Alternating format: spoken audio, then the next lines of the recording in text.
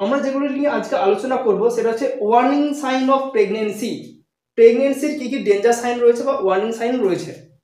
Number 1 যেটা মনে রাখতে হবে, leakage of fluid per vagina. Vagina দিয়ে যদি ফ্লুইড লিক করে আসে বা যদি কোনো জল বা ফ্লুইড যদি বেরিয়ে যায় সেটা প্রেগনেন্সি ডিউরেশনের সময়, সেটা কিন্তু একটা risk factor. Number 2, vaginal bleeding. Bleeding যদি হয় সেটাও একটা রিস্ক ফ্যাক্টর। এছাড়াও অ্যাবডোমিনাল পেন, প্রচুর পরিমাণ যদি অ্যাবডোমিনাল পেন হয় সেটাও একটা রিস্ক ফ্যাক্টর। এছাড়াও হেডেক, প্রফিউজ হেডেকটা একদিনের জন্য নয়, যে আজকে হলো আজকে সকালে হয়েছে বা বিকালে হয়েছে সেটা কিন্তু নয়, দীর্ঘদিন যাবত হেডেক হয়ে আছে। রাইবর বা কাঁপুনি হচ্ছে, কনভালশন হচ্ছে। ভিজুয়াল চেঞ্জেস, মায়ের যদি ভিজুয়াল চেঞ্জেস হয়, মা যদি দেখতে তার অসুবিধা হয়, কোনো যদি হেডেক ফিল হয় যে আমার চোখে আমি দেখতে পাচ্ছি না সেই জন্য হেডেক ফিল হচ্ছে, সেই ক্ষেত্রেও। এছাড়াও অ্যাবসেন্স অফ ফিটাল মুভমেন্ট, মা যদি বাচ্চার মুভমেন্টটা ফিল করতে পারে, প্রথম কিছুদিন হয়তো 18-20 সপ্তাহ পর্যন্ত ফিল করতে পারছিল, তারপর হয়তো ফিল করতে পারছে না, সেক্ষেত্রে কিন্তু একটা ওয়ার্নিং সাইন অফ প্রেগনেন্সি। এছাড়াও আরও কিছু কিছু সাইন রয়েছে, যদি অ্যাবডোমিনাল গার্থ বা রেগুলার যদি ওয়েট করা হয়, সেক্ষেত্রে যদি ওয়েট ঠিকঠাকভাবে গেন না করে বা ওয়েট যদি একই রয়ে যায় বা ওয়েট যদি কমতে থাকে, সেগুলিও কিন্তু ওয়ার্নিং সাইন অফ প্রেগনেন্সি। এরপর রয়েছে প্লাসেন্টাল সেপারেশন সাইন। ডেলিভারির পর, নর্মাল ডেলিভারির পর মেনলি এটি হয়ে থাকে, যে প্লাসেন্টা সেপারেশন যে হচ্ছে বা এটা ঠিকঠাক হচ্ছে সেটা কীভাবে বুঝবে।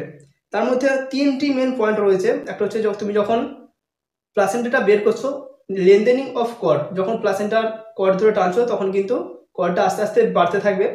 গাস্প অফ ব্লাড, একটা প্রচুর পরিমাণ, একটা হিউজ পরিমাণ ব্লাড দেখবে যখন প্লাসেন্টাটা বেরিয়ে আসে, তখন একটা প্রচুর পরিমাণ ব্লাড ভ্যাজাইনার মধ্য দিয়ে বাইরের দিকে বেরিয়ে আসবে। এবং হার্ডেনিং অফ দ্য ইউটেরাস, যখন ইউটেরাসটা রাব করছো এবং প্লাসেন্টা বের করছো তখন দেখবে ইউটেরাস হার্ড হচ্ছে আস্তে আস্তে, যেটা ফ্ল্যাবি ছিল বা সফট ছিল সেটা আস্তে আস্তে হার্ড হচ্ছে। এগুলি কিন্তু সাইন অফ প্লাসেন্টা সেপারেশন। একটা short question, fetal heart sound কবে থেকে শোনা যায়? বাচ্চার যে ফিটাল হার্ট সাউন্ড, মায়ের পেটে যখন বাচ্চা রয়েছে তার হার্ট সাউন্ড কবে থেকে শোনা যায়? এটি হবে 18 থেকে 20 সপ্তাহ।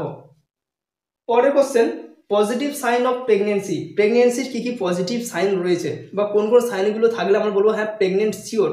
আর কিছু কিছু রয়েছে, যেমন ইউরিন ফর প্রেগনেন্সি যেটা টেস্ট করা হয়, সেক্ষেত্রে এইচসিজি হরমোন যেটা দেখা হয়, সবসময় কিন্তু এইচসিজি প্রেজেন্ট থাকলে যে প্রেগনেন্ট সেটা কিন্তু নয়। তো এটাকে একদম 100% হওয়ার জন্য যে হ্যাঁ সে প্রেগনেন্ট, কী কী টেস্ট করা হয়, যেটা প্রথমেই করা হচ্ছে একদম 6 উইকে ইউএসজি অ্যাট 6 উইক। 6 উইকসে একটা ইউএসজি করতে হয়, যে পেটে বাচ্চা আছে কি অন্য কোনো কারণে এইচসিজি পাওয়া গেছে ইউরিনের মধ্যে, সেটা কিন্তু একদম ফিক্সড করার জন্য বা ডিনোট করার জন্য ইউএসজি করা হচ্ছে 6 উইকে। Then radiological demonstration of fetal skeleton. বাচ্চার স্কেলেটন যদি ইউটেরাসের মধ্যে প্রেজেন্ট থাকে সেক্ষেত্রে আমাদেরকে রেডিওলজি একটা ডেমনস্ট্রেশন বা এক্স রে করা হয়। এছাড়াও আরও রয়েছে auscultation of fetal heart sound at 18 to 20 weeks. 18 থেকে 20 সপ্তাহে বাচ্চার হার্ট সাউন্ড শোনা যাবে, এটা হচ্ছে পজিটিভ সাইন অফ প্রেগনেন্সি। এবং আরেকটি রয়েছে palpation of fetal parts and perception of active fetal movement at 20 weeks. 20 উইকসে বাচ্চার নড়াচড়া বোঝা যাবে। এইগুলি যদি প্রেজেন্ট থাকে তাহলে আমাদেরকে জানতে হবে যে হ্যাঁ মা প্রেগনেন্ট বা তার প্রেগনেন্সি কন্টিনিউ হচ্ছে।